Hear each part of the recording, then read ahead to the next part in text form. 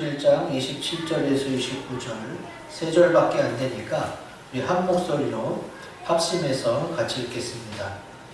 시작. 또 수고하며 애쓰고 여러 번 자지 못하고 줄이며 목마르고 여러 번 굶고 춥고 헐벗었노라.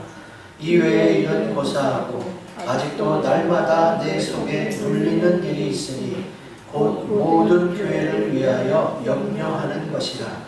누가 약하면 내가 약하지 아니하며 누가 실족하게 되면 내가 애타지 아니하더냐.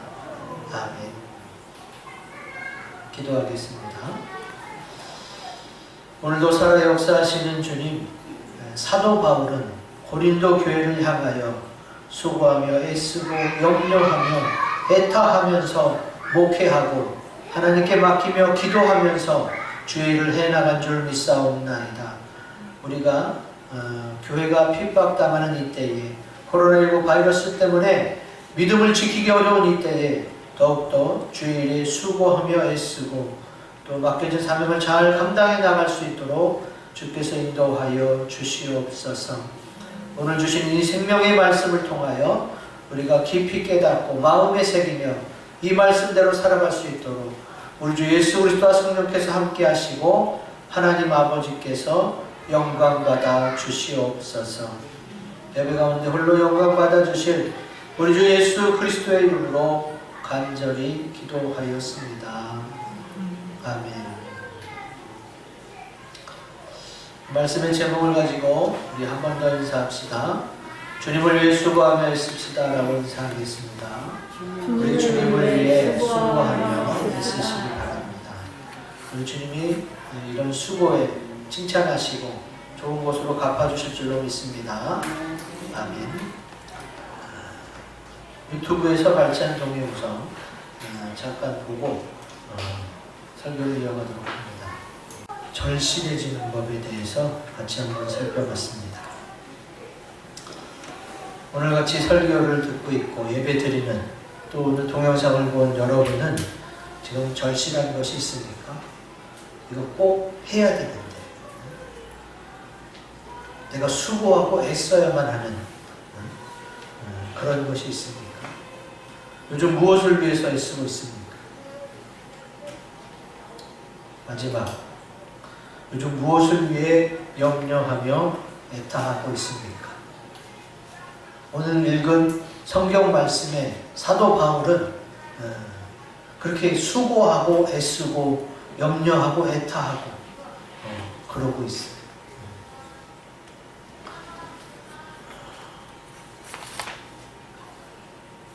지난주에 재난의 징조에 대한 말씀을 증거하면서 또 정부가 시작한 특별히 기독교에 대한 여러 가지 더 심한 핍박을 이야기하면서 교회를 생각하면 마음이 많이 쓰이지. 안 믿는 사람들도 그렇게 조금 편파적이다라고 느끼는데 막상 믿는 자들은 어떤 마음이 들겠습니까? 그래서 찾아봤어요. 사도 바울이 기록한 애쓰다, 애타다, 염려하다 이 어떤 뜻인가? 애쓰다는 먼저 마음과 힘을 다하여 무엇을 이루려고 힘쓰다 하는 게 애쓴 거고, 애타다는 너무 근심스럽거나 안타까워서 창자가 타는 것처럼 마음이 죄이다, 마음이 옥죄어오는 그런 심정을 애타다라고 표현합니다. 그리고 교회를 위해서 염려했다는 사도 바울의 그 마음이 앞일에 대해 여러 가지로 마음을 써서 걱정스럽다.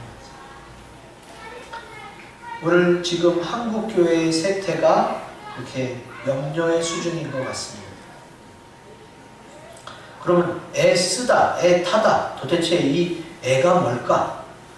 애는 창자, 쓸개, 간 등의 장기를 이르는 옛말입니다. 우리 몸속에 오장육부라고 이렇게 장기가 있죠. 그걸 한마디로 애라고 하는 거예요. 그러면 내가 힘쓰는데 왜 애쓰지? 사실은 이 몸 안에 있는 장기가 폐, 호흡을 하고 심장이 뛰고 그 다음에 먹은 걸 소화시키면서 어떻게 해요? 에너지가 발생하죠. 우리는 당장 손과 발, 허리에 있는 근육을 쓰는 것 같지만 근데 그 힘의 원동력은 결국은 몸속의 장기에서부터 나온다는 거지. 그래서 우리가 애절하다 할 때 그 절자가 애가 장기라고 했잖아. 절은 끊어질 절. 장기가 끊어지는 듯한 그런 아픔.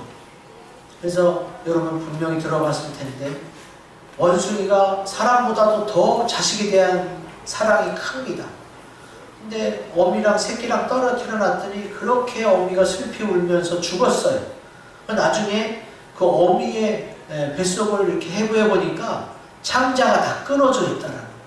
그 새끼랑 떨어져 있는 그 아픔이 너무 절절해서 애절하다는 표현은 장기가 끊어져 있다는 표현이라는 거예요. 그 절실해지는 법에 대한 동영상도 같은 걸 이야기하고 있습니다. 지금도 그게 절실해? 애절해? 지금 애쓰고 애타는 마음이 있어? 지금 사실 우리 믿는 자들은요, 교회에 대해서 그런 마음을 가져야 돼요. 왜? 여태까지 당해보지 못한 핍박을 지금 현재 교회가 당하고 있기 때문에 그렇습니다. 이것을 미리 아신 주님은 참 많이 애쓰셨어요. 우리 주님도 애쓰신 것처럼 우리도 애쓰시기 바랍니다. 누가복음 22장 34절 같이 읽겠습니다. 시작. 예수께서 힘쓰고 애써 더욱 간절히 기도하시니 땀이 땅에 떨어지는 핏방울같이 되더라. 아멘. 오늘 기도 시간에 김미아 집사님이 기도한 것처럼 분명히 말씀을 듣고 세태를 보면 머리로는 알겠어요. 근데 이상하게 잘 행동이 안 돼요. 그럼 내가 알겠는데 분명히 필요한데 왜 그것이 행동으로까지 이어지지 못하느냐? 절실함이 부족하기 때문에. 내가 정말로 힘쓰고 애쓰는 그런 부분이 부족하기 때문에 그것이 이렇게 와닿지 않고 내 몸의 행동의 변화가 별로 없는 거지. 그러려면 절실해지면 돼요. 말한 것처럼 데드라인. 오늘은 무슨 일이 있어도 이것만큼 해야 돼. 이렇게 스스로 데드라인을 잡는 거예요. 그러면 자기가 정한 것 때문이라도 절실해지고 그렇게 하나라도 뭔가 해내면 그 다음에 성취감이 느껴지고 그 다음에 보이는 거예요. 이제 눈앞에 되는구나. 되겠다. 이제 하자. 이렇게 절실함이 결국은 결과물을 얻어낼 수 있는 그런 동기로 확실히 자리매김하게 되는 것입니다. 우리 주님이 왜 이렇게 힘쓰고 애써 간절히 기도하셨어요? 십자가 지기 위해서 기도하십니다.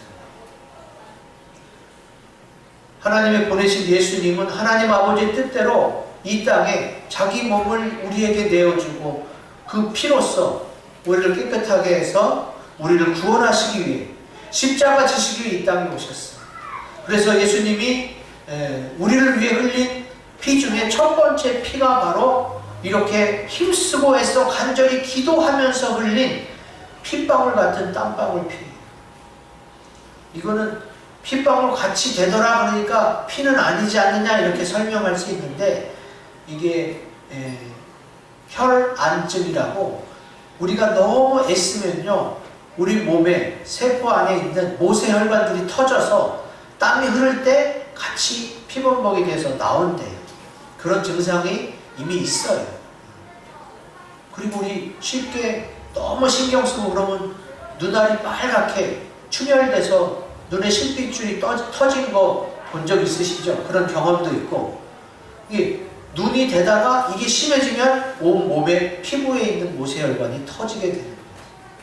그래서 예수님이 땀이 땅에 떨어지는 핏방울 같이 되더라 라고 성경에 기록되어 있지만 실제로는 정말로 땀과 함께 피가 흘려졌던 것으로 저는 그렇게 믿고 있습니다. 이것이 주님 우리를 위해서 흘린 첫 번째 피.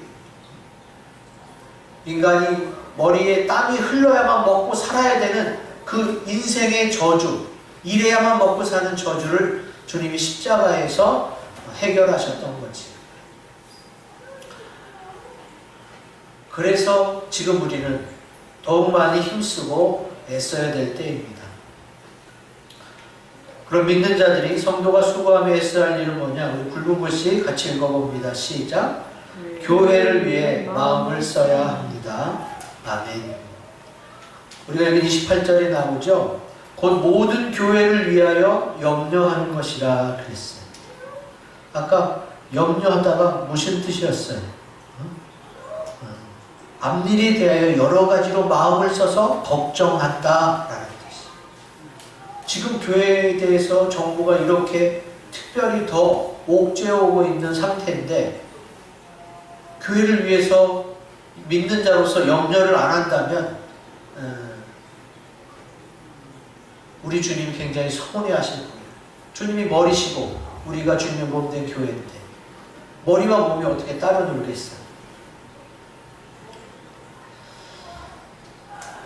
요즘 주일에 교회 나와 예배드리는 성도들의 마음도 그렇게 편치만은 않을 것입니다. 정부가 교회 정규 예배 외에는 소모임이나 식사, 그 다음에 목장 뭐 이런 걸 다 금지하고 이것이 적발됐을 시에는 벌금까지 내라고 막 하니까 잘 지키고 있는데도 자꾸 뭐라고 그러면 위축될 수밖에 없어요. 어떻게 되려고 일어나? 앞일이 도대체 어떻게 될까? 염려가 될 수밖에 없습니다. 그래서 그런 생각이 저절로 들죠? 아, 교회는 어떻게 하나? 또 예배는 어떻게 하나? 코로나 이건 언제 끝나나? 이런 생각이 머리를 떠나질 않아요. 그러니까 뭐 처음에는 뭐 한 몇 주 지나면 될 게 괜찮아지겠지 하다가 지금 벌써 6개월이 넘었잖아요. 그리고 지난주에 설교한 것처럼 이게 끝이 아니고 이제 시작이에요. 그럼 우리는 정신을 차리고 깨어서 거짓이라며 기도하고 대비를 해야 됩니다. 그러니까 교회를 위해서 마음을 써야 됩니다. 애쓰는 거, 애타하는 거, 염려하는 거 다 마음적인 부분이 들어가 있어요. 교회 생각날 때마다 교회를 위해 기도하시기 바랍니다. 이런 일을 헤쳐나갈 수 있는 방법은 기도밖에 없어요. 왜? 이건 사람이 할 수 있는 게 아니기 때문에. 교회 머리 대신 주님이 이것을 다 헤쳐나가실 줄로 믿습니다. 그래서 우리는 교회를 위해 마음을 써야 돼요. 얼마 전에는 인천 서구가 또 뉴스에 막 나왔죠. 지난번 물에서 막 녹물이 나온다는 것 때문에 난리가 났습니다. 이번에는 또 물에서 애벌레 유충이 나온다고 또 뉴스에 나왔어요. 유 집사님한테 연락이 와서 제 친구가 정수기를 하는데 이번에 정수기를 교회에 하나 달아서 그래도 좀 정수해서 먹었으면 좋겠다. 그래서 참 고마웠어요. 이 인천 서구니까 딱 우리 지역 얘기해. 딱 우리 지역. 자기네 집에는 정수기가 있는지 모르겠어. 자기네 집에는 정수기가 없어도 교회 여럿이서 성도들이 먹는 물이 좀 깨끗했으면 좋겠다. 그런 마음으로 정수기를 달았겠지. 그리고 또 이 집사님이 자기가 소독약통 메고 와서 또 교회도 몇 번 이렇게 소독해 주셨어요. 우리 교회와 성도를 생각하는 마음이 참 커요. 뭐 다른 분들도 그렇습니다. 유집사만 그런 게 아니라 우리 교회에 많은 성도들이 저기 축복바구니가 뒤에 있는데 거기다가 이제 좋은 거 여유 있는 거 있으면 갖다 놔서 같이 나누고 또 서로를 위해 기도하고 중보하고 또 좋은 일 있으면 서로 나누고 교제하는 그런 아름다운 모습이 우리 교회에서 많이 보여서 참 좋습니다. 교회는 한마디로 말하면 이 땅에 허락하신 작은 천국이 바로 교회예요. 그래서 교회가 모이면 좋고 또 사랑의 교제 또 먹는 즐거움 이런 것도 있어야 되는데 그걸 정부가 지금 못하게 하니까 예배 끝나고 뭘 어떻게 해야 될지 모르겠어. 그냥 돌아가자니 뭔가 좀 남은 것 같고 또 밥을 먹자니 정부에서 규제를 하고 그래서 어정쩡하게 지금 지내는 것 같은데 이제는 우리도 이런 추세에 맞춰서 교회가 할 수 있는 것들을 하면 돼요. 저는 그래서 이 좁은 공간에 모여서 밥 먹는 걸 그렇게 못하게 한다면 우리가 밖에 나가서 식당 가는 거는 뭐라고 안 그러잖아요. 밖에 나가서라도 밥을 먹으면서 교제를 하는 게 좋겠다라는 생각을 하고 있습니다. 기도하면서 더 좋은 방법을 찾아보면 될 것 같습니다. 지금처럼 교회가 특별히 더 압박을 당하고 규제를 당하고 여러 가지 어려운 상황일 때 성도들은 더욱더 교회를 위해 마음을 쓰고 열심히 기도하고 애써서 주의 일을 해야 될 줄로 믿습니다. 아멘. 골로새 교회가 그랬어요. 골로새 교회가. 골로새서 4장 12절 같이 읽어봅니다. 시작. 그리스도 예수의 종인 너희에게서 온 에바브라가 너희에게 문안하느니라. 그가 항상 너희를 위하여 애써 기도하여 너희로 하나님의 모든 뜻 가운데서 완전하고 확신 있게 성의를 구하나니. 아멘. 자, 상황이 어려울 때에 왜 애써 기도해야 되느냐? 기도하다 보면 하나님이 좋은 방법을 알려주세요. 너네 지금 이렇게 어려운 상황인데 그것만 바라보지 말고 자 이쪽을 봐. 이렇게 해결해 나갈 수 있어. 아 그렇군요 주님. 그럼 그렇게 하겠습니다. 그러면서 하나님의 모든 뜻 가운데서 완전하고 확신한 세워짐이 생긴단 말이에요. 그래서 기도하려는 거예요. 그냥 신세 한탄을 기도로 풀라는 얘기가 아니라 분명히 완전하고 확신 있게 서는 하나님의 방법이 있으니까 그것을 찾아내기 위해서 기도하라는 겁니다. 그래서 교회는 더 모이기를 힘쓰고 꼭 교회가 아니라도 각 가정에서 그냥 거기서 둘씩 셋씩 모여서 밥 먹는 거에 뭐라고 하겠어요? 가정인데 그때 기도하고 교회 마음을 쓴다면 우리 하나님께서 이 어려운 문제들을 슬기롭게 잘 해결해 나가실 줄로 믿습니다. 아멘. 자, 성도가 수고하며 애써 해야 할 일은 굵은 것을 읽어봅니다. 시작. 아무에게도 폐를 끼치지 않고 복음을 전해야 합니다. 아멘. 데살로니가서 2장 9절에 나와 있는 말씀입니다. 같이 읽어보겠습니다. 시작. 형제들아 우리의 수고와 애쓴 것을 너희가 기억하리니 너희 아무에게도 폐를 끼치지 아니하려고 밤낮으로 일하면서 너희에게 하나님의 복음을 전하였노라. 아멘. 열심히 나가서 복음을 전파하고 교회를 위해 기도했던 그런 사역자들이 그들의 수고와 애씀을 어디에다가 목적을 뒀다고 그랬어요? 너희가 기도해주고 헌금 보내줘서 그걸로 열심히 전도해도 되지만 웬만하면 그거에 대한 부담을 느끼게 하지 않으려고 아무에게도 폐를 끼치지 아니하려고 일하면서 하나님의 복음을 전했다. 이 자비량 선교사가 여기서부터 시작된 거지.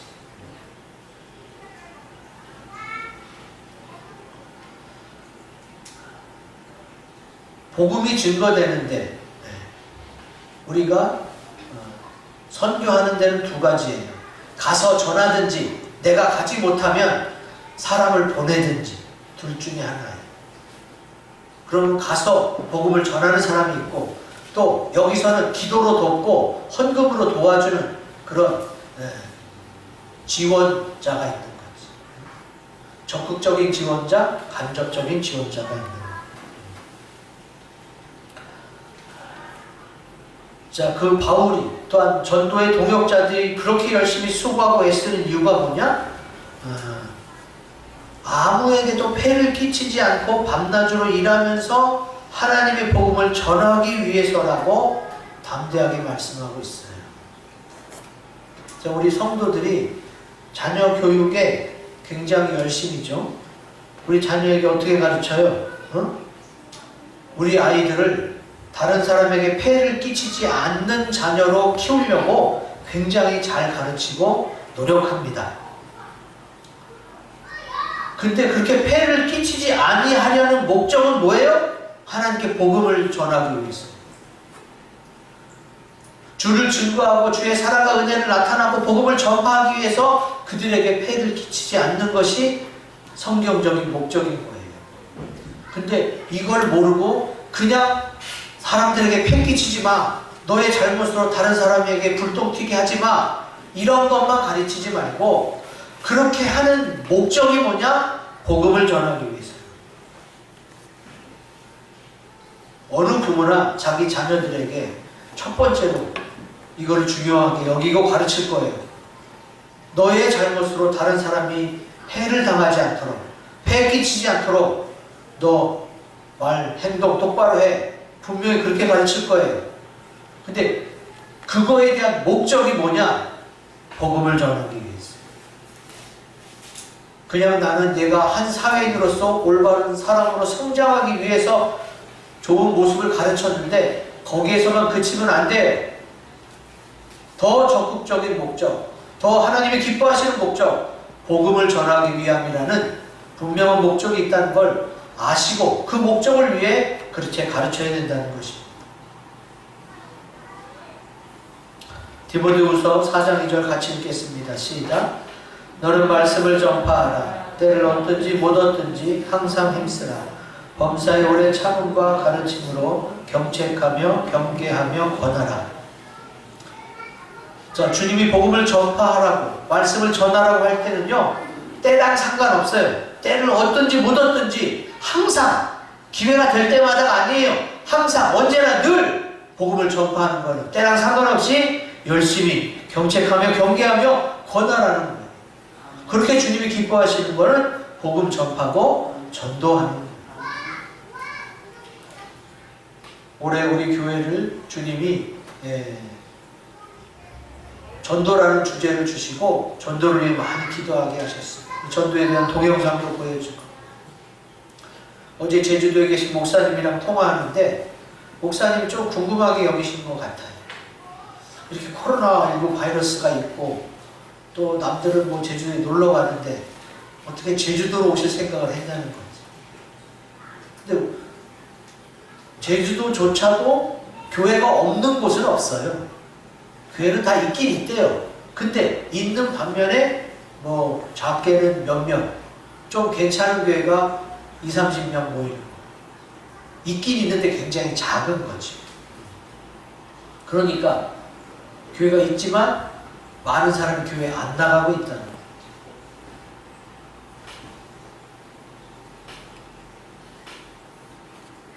주님이 그런 마음을 부어주시고 또 길을 열어주시는 거예요.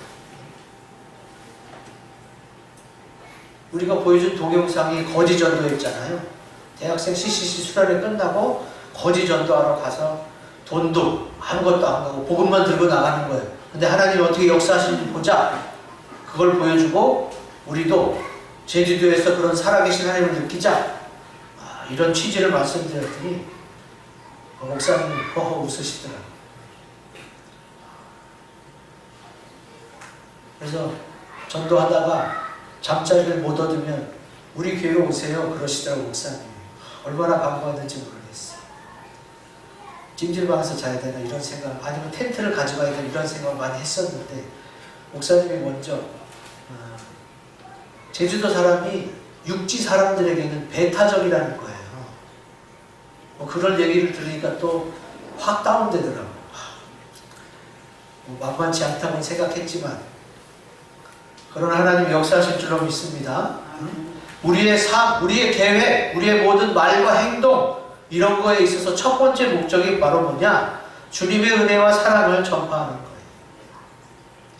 하나님이 나를, 목사만이 아니라 믿는 자를, 모든 사람을 하나님의 은혜와 사랑을 깨닫고 증거하고 전파하라고 이 땅에 우리를 보내신 줄로 믿습니다. 그래서 폐해를 끼치지 않고 복음을 전파해야 돼. 그 복음을 전파하는 데 목적이 있는 거지, 폐를 안 끼치는 훌륭한 사회인으로 키우는 게 믿는 자의 자녀 교육 방침이 아니라는 거예요. 믿는 자의 자녀 교육 방침이 뭐예요? 복음을 전하기 위해서 다른 사람에게 폐를 끼치지 말고 도움이 되는 꼭 필요한 사회인으로 성장하라는 거죠. 복음을 전하기 위해서. 이렇게 확실한 목적과 또한 인생 계획을 알고 어떻게 해야 돼요? 믿음으로 나가야 돼요. 자, 성경에서는 애써야 될 것과 애쓰지 말아야 할 것을 정확하게 구분하고 있습니다. 자, 잠언 23장 4절 같이 읽어보겠습니다. 시작. 부자 되기에 애쓰지 말고 내 사사로운 지혜를 버릴지어다. 무슨 내용인지는 알겠는데 마음에 걸려요. 아니, 돈을 열심히 벌어야죠. 부자가 되면 나쁜 건가요? 여러분, 해석을 잘 하셔야 돼요. 부자가 되기를 애쓰지 말라는 것은 부자가 되면 절대 안 되고 부자가 나쁜 얘기가 아니라는 거예요. 하나님이 복의 근원이시기 때문에 하나님을 잘 믿고 섬기면 저절로 복을 받고 신경 안 써도 그런 건 다 그냥 다 이루어지는 거니까 거기에 목매달지 말라는 거예요. 왜? 그러다 보면 돈을 사랑하게 되고 일만하게 뿌리가 거기서부터 시작되기 때문에 그렇습니다. 예수님의 제자였던 가룟 유다도 두 번째 넘버 2였어요. 그러니까 수제자 베드로 말고 가룟 유다에게 헌금을 맡겼죠. 돈을 아무에게나 맡기겠어요? 믿을 만한 사람한테 맡기지. 그렇게 넘버 2였던 가룟 유다가 어떻게 해요? 돈을 사랑하면서 일만하게 뿌리가 내렸잖아요.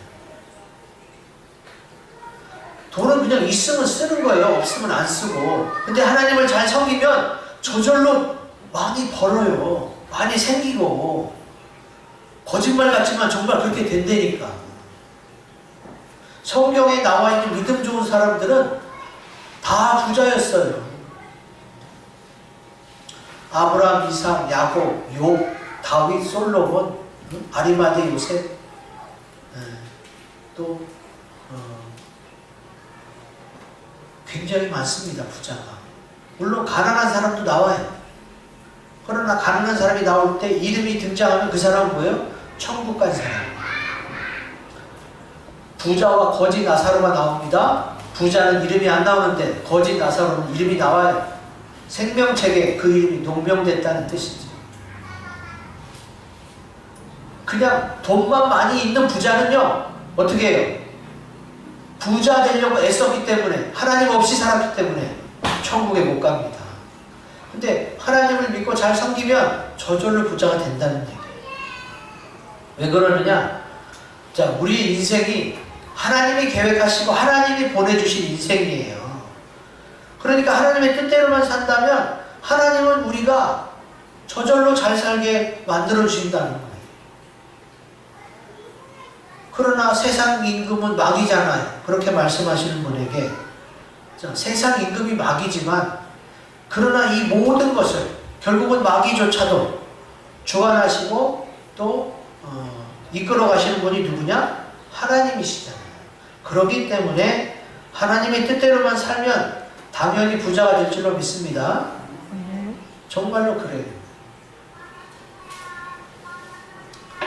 저희 선배 목사님 중에 절터였는데 그거를 다 깨부시고 거기다 교회를 지어서 시작한 분이 계세요. 처음에는 엄청나게 영적으로 마귀가 공격하고 힘들어서 제대로 끼니도 때우기 어려웠었는데, 근데 얼마 전에 보니까 자동차, 세단 그걸 끌고 다니시더라고. 그래서 막상 물어보면 글쎄 뭐 내가 돈을 모았나? 특별히 따로 돈을 모으고 뭐는 좋은 차를 사기 위해서 적금을 들고 이러지 않고 그냥 열심히 살았거든요. 기도하면서 또 수고하면서 애쓰면서 누가 실족하면 마음 애타하면서 그렇게 살았는데 그렇게 이제 좋은 차를 끌고 다니더라고요. 그러니까 자기도 모르게 어느샌가 풍족해져 있고 부자가 되어져 있는 거예요.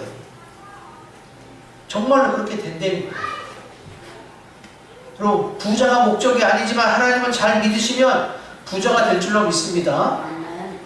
부자가 목적인 사람과 하나님을 잘 믿겠다는 사람과 목적이 달라서 저절로 부자가 된 거죠. 기독교는 부자를 혐오하는 그런 단체가 아니에요. 성경에 나온 인물들이 부자가 얼마나 많이 나와요.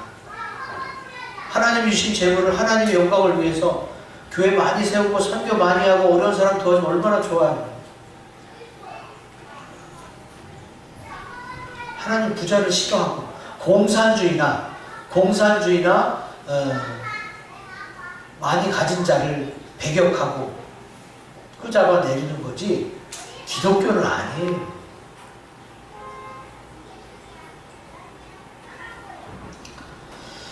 우리가 아무에게도 폐를 끼치지 않고 복음을 전하기 위해서 살아야 된다. 분명한 목적을 가지고 행한다면 우리 하나님은 더 많이 기뻐하시며 우리 모든 기도와 간구 속에 함께 하시고 들어주실 줄로 믿습니다. 아멘. 자, 마지막 성도가 수고하며 애써야 할 일을 굵은글씨 읽어봅니다. 시작. 본을 보여 본받게 해야 합니다. 아멘. 데살로니가후서 3장 8절 9절 같이 읽겠습니다. 시작.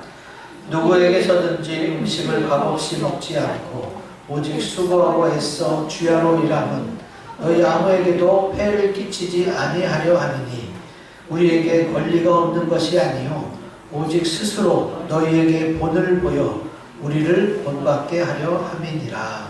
아멘. 여기 또 아무에게도 폐를 끼치지 않는 게 또 나오죠. 그러니까 내 자녀를 누구에게 폐를 끼치지 않는 사람으로 키운다는 건 잘한다는 거예요. 그러나 그 목적이 복음을 위한 것입니다. 복음 전파를 위해서. 그리고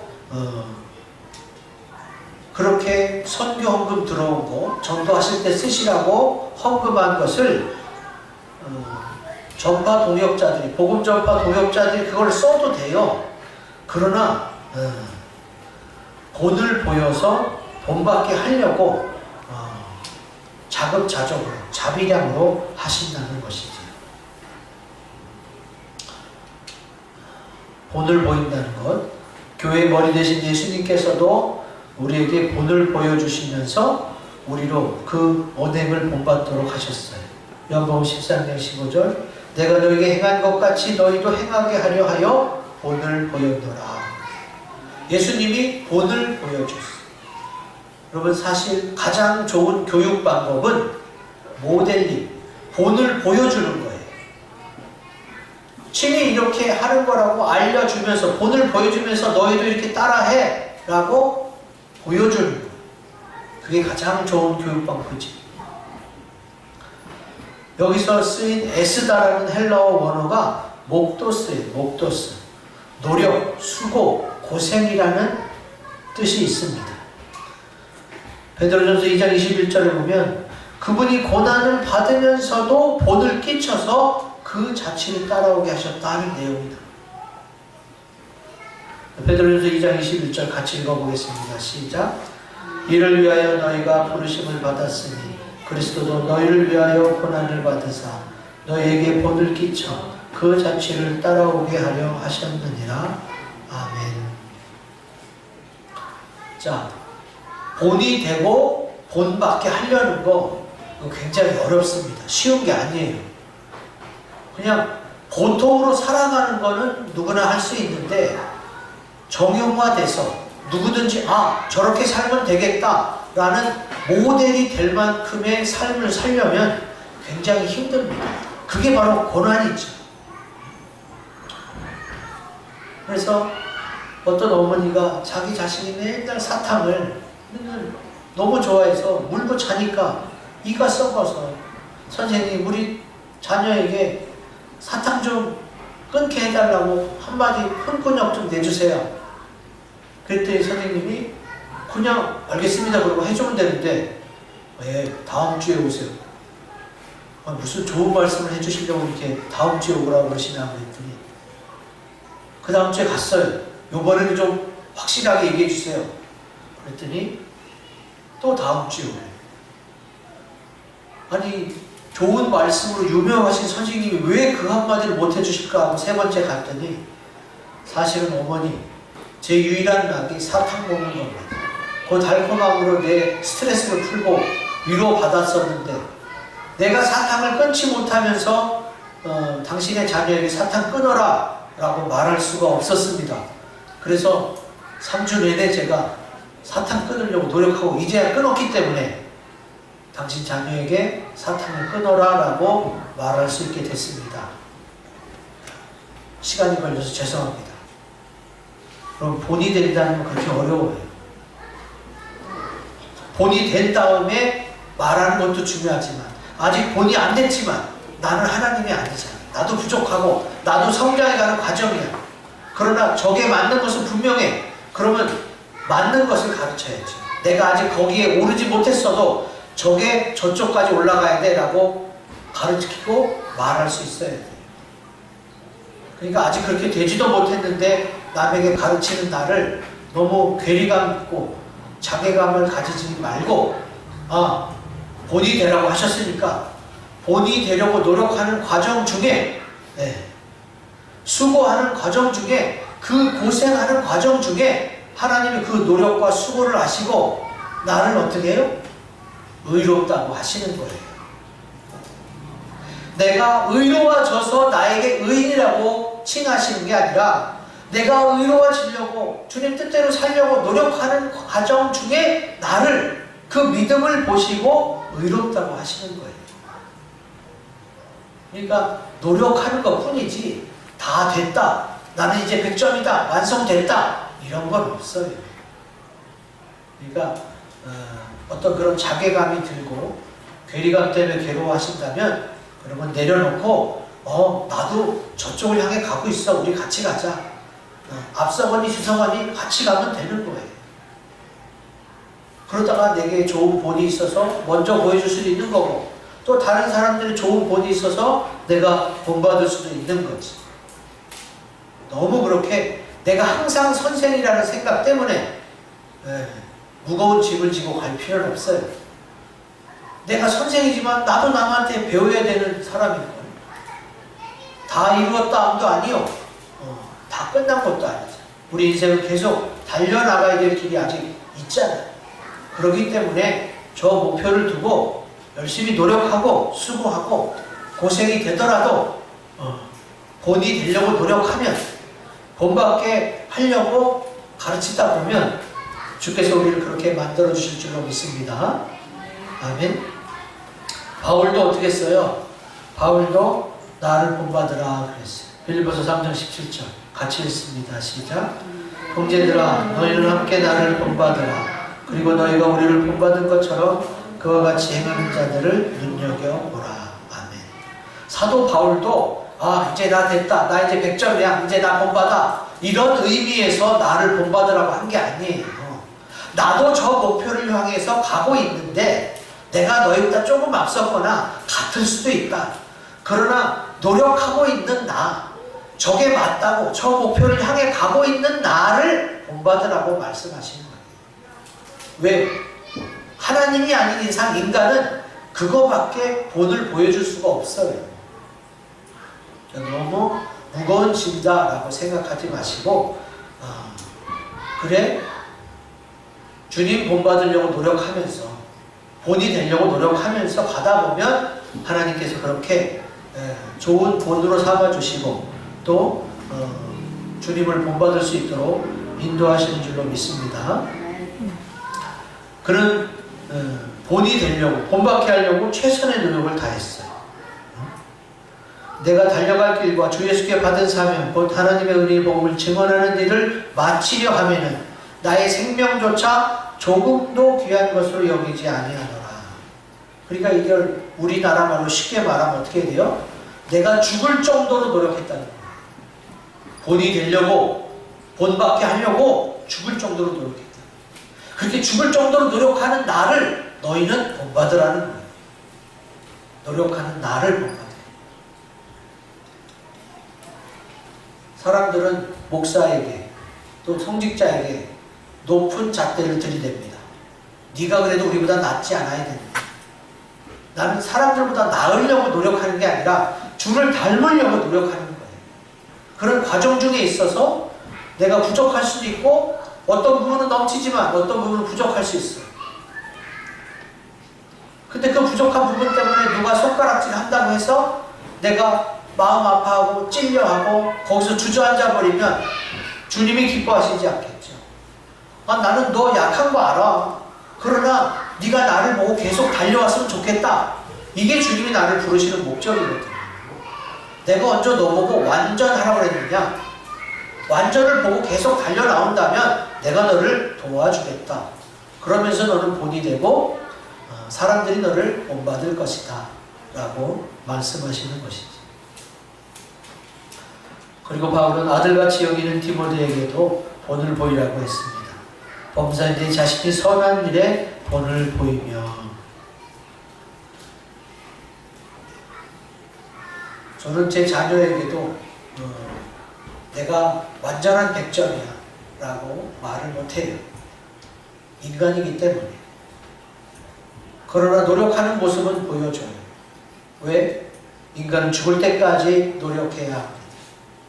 수고하고 힘쓰고 애쓰고 염려하며 애타하면서 주님 주신 말씀대로 교회를 세워보려고, 나의 몸이 교회니까 온전한 믿음이 되기 위해서 우리는 한 걸음 한 걸음 주님께 나아가는 것인 줄로 믿습니다.